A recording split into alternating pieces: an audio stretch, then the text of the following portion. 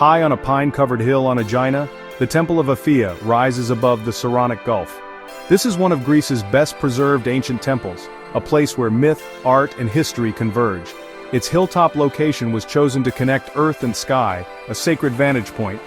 The temple forms part of the so-called Sacred Triangle, linking Aphaea, the Parthenon, and the Temple of Poseidon at Sunion. On a clear day you can see all three, reinforcing ancient religious and cultural ties. Today the site is peaceful, scented with pine, and invites reflection on the people who once worshipped here. The temple was the heart of a vibrant sanctuary, central to Aegina's community and power. Its story is one of a mysterious goddess, architectural innovation, and artistic revolution.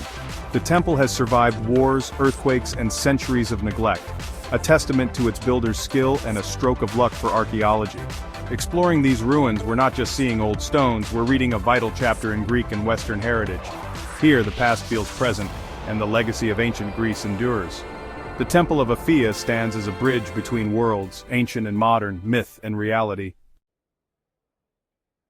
The temple honors Aphaea, a goddess unique to Aegina. Her story begins as Britomartis, a Cretan nymph and huntress favored by Artemis. Fleeing King Minos, she leapt into the sea, was rescued by fishermen, and brought to Aegina. Pursued again, she vanished into a sacred grove, becoming Aphaea, the Unseen One. The islanders built her sanctuary, linking her myth to themes of purity, escape, and divine protection. Archaeology shows this hilltop was sacred long before the stone temple, with worship dating back to the Mycenaean era.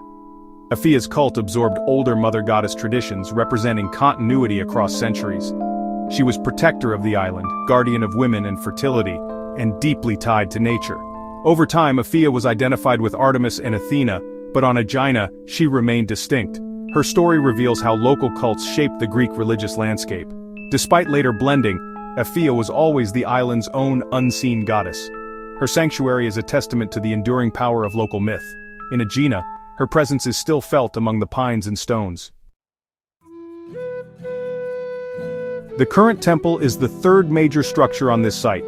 The earliest sanctuary was likely a simple altar, replaced by a grander Doric temple around 570 BC. After a fire in 510 BC, the old temple's remains were buried in the new terrace, a ritual act and a gift to archaeologists. Excavations revealed these buried fragments, offering insight into early Doric architecture.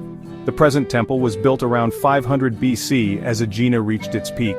It was a statement of wealth and identity, constructed with local limestone and painted in vivid colors. This was a time of political rivalry and looming Persian threats. Building the temple was both a religious and political act, asserting Aegina's power. The temple was completed just before the Battle of Salamis, where Aegina's fleet played a key role. It stands as a monument to the island's confidence and artistic achievement. The stones here tell a story of resilience, ambition, and transformation. The Temple of Aphaea is a living record of Aegina's golden age. The Temple of Aphaea is a Doric masterpiece, sturdy, elegant, and perfectly proportioned. Its hexa-style plan features 6 columns at each end and 12 along the sides. Many interior columns still stand, and the 2-story colonnade was innovative for its time. Subtle refinements like entases, the slight bulge in columns, create a sense of life and energy. Of the original 34 columns, 25 remain, allowing us to appreciate its full form. The temple was once coated in plaster and painted in bright colors, a dazzling sight under the Greek sun. Walking through the colonnade, you sense the harmony and rhythm intended by its ancient architect. The design bridges the gap between earlier, heavier Doric temples and the refined elegance of the Parthenon. Its preservation is remarkable, offering a rare glimpse into ancient Greek architecture. The temple was a beacon of civilization and piety, a proud offering to Aphaea.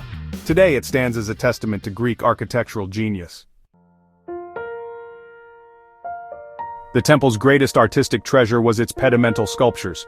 These marble figures filled the triangular spaces above the temple's facades, depicting scenes from the Trojan War. The east pediment showed Heracles' war against Troy. The west, the famous conflict from Homer's Iliad.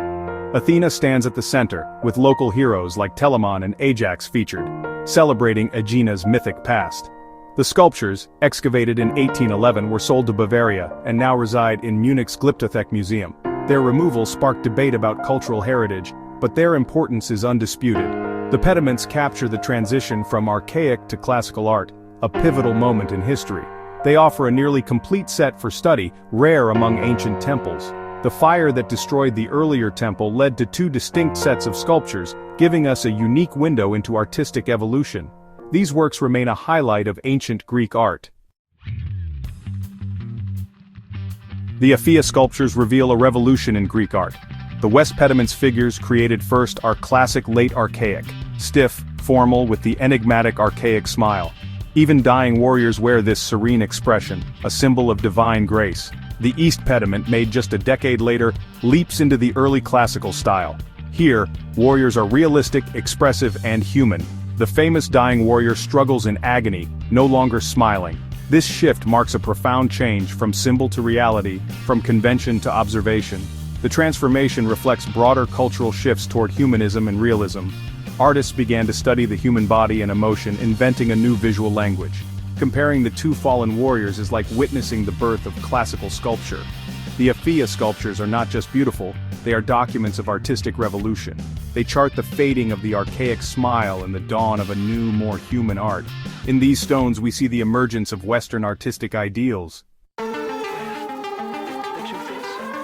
The temple's golden age ended as Athens rose to power.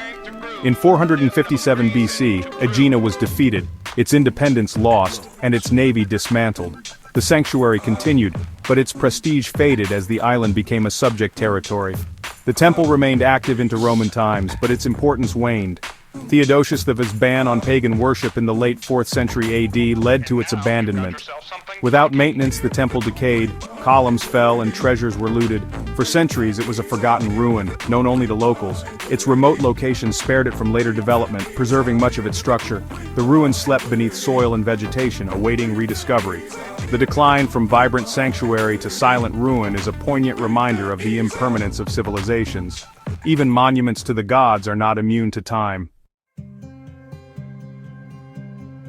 The temple's modern story began in the early 1800s, as European interest in antiquities surged. In 1811, British and German antiquarians uncovered the buried pedimental sculptures, causing a sensation. Though the statues were removed to Bavaria, the discovery put Aphaea on the archaeological map. Systematic excavations in the early 20th century revealed the sanctuary's full layout and earlier temple remains. Restoration efforts, using the technique of anastylosis, re-erected 25 columns and stabilized the structure. Today the temple is a major attraction, offering visitors a chance to walk among its columns and enjoy sweeping views.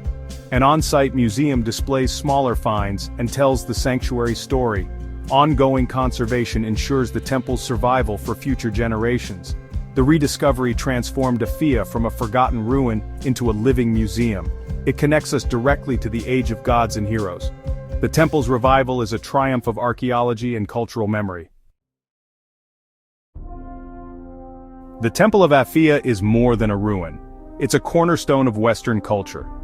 Architecturally, it bridges early Doric forms and the Parthenon's perfection, inspiring generations of builders.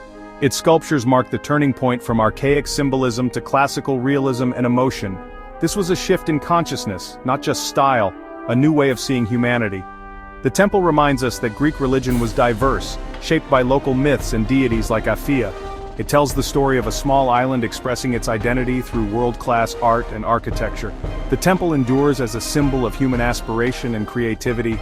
Standing here, we feel connected to the ancient world and its dreams. The weathered columns witness the passage of empires and the persistence of memory. The story of Aphaea and her people lives on in stone, myth, and inspiration. Through this sanctuary, the unseen goddess is never truly forgotten.